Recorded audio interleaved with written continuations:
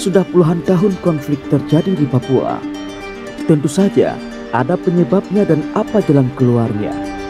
Mantan aktivis Organisasi Papua Merdeka atau OPM, John Norutau, dan dosen Universitas Negeri Medan atau UNM Dr. Rosmaida Sinaga.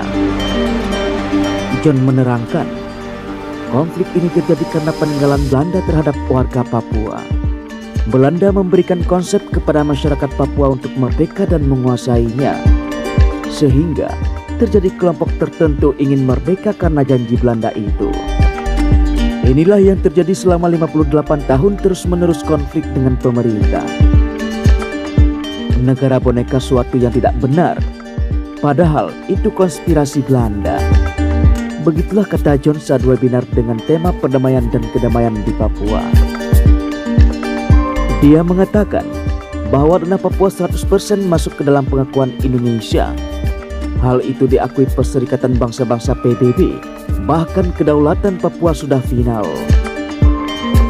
Dia mengatakan tanah Papua lebih aman dan lebih Indonesia, di mana di Papua terdapat orang Papua dan orang Indonesia dari Sabang sampai Merauke.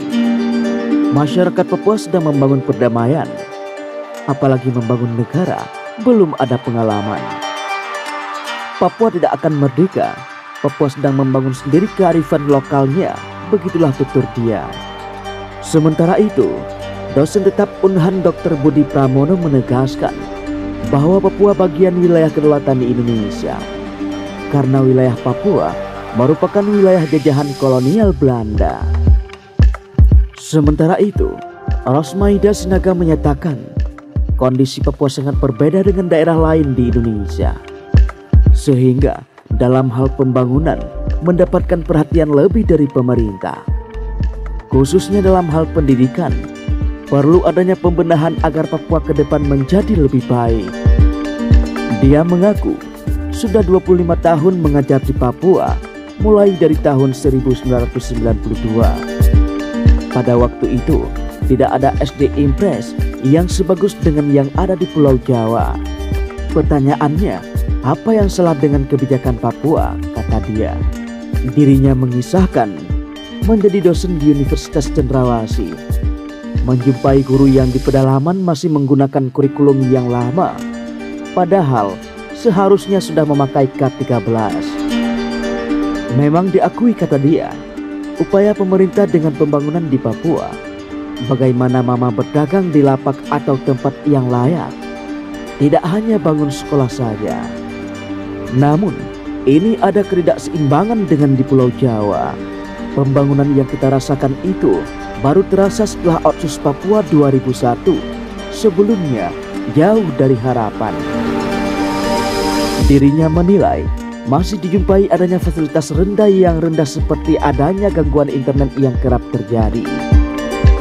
Ditambah lagi, para guru yang tidak memiliki jaringan internet, bagaimana mereka mengajar? Di pedalaman Papua lanjutnya, masih dijumpai siswa yang tidak punya buku atau hanya punya satu buku tulis. Belum lagi, ada siswa yang harus berjalan berkilometer menuju sekolah, sehingga secara fisik lelah dan kurang fokus dalam belajar. Dijumpai pula, ujar dia, mereka hampir tidak sekolah karena gurunya tidak ada. Parahnya lagi, ada satu guru di satu sekolah, kesejahteraan sangat kurang. Kalau kita lihat guru itu bukan karena keinginannya dan bukan panggilan jiwa. Mengapa mutu pendidikan di Papua rendah? Ya, salah satunya karena bukan panggilan jiwa, dan ada yang hanya tinggalkan tugas.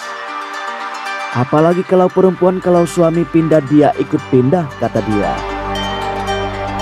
Rosmaida mengungkapkan, metode pendidikan berasrama dinilai cukup membantu menghasilkan kualitas pendidikan.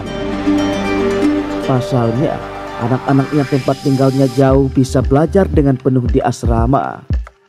Sebagian tokoh nasional dari Papua juga berasal dari pendidikan asrama seperti Freddy Numberi dan lainnya.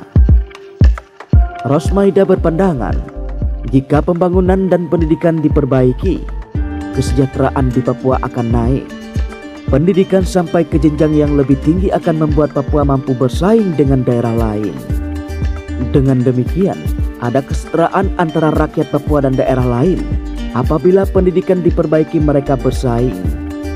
Bukan kalah saing tuntut keistimewaan, kata dia. Dia juga berpendapat, nasionalisme akan berkembang apabila mereka merasa bagian dari NKRI. Untuk itu, kebijakan perlu diperbaiki dengan meningkatkan kesejahteraan.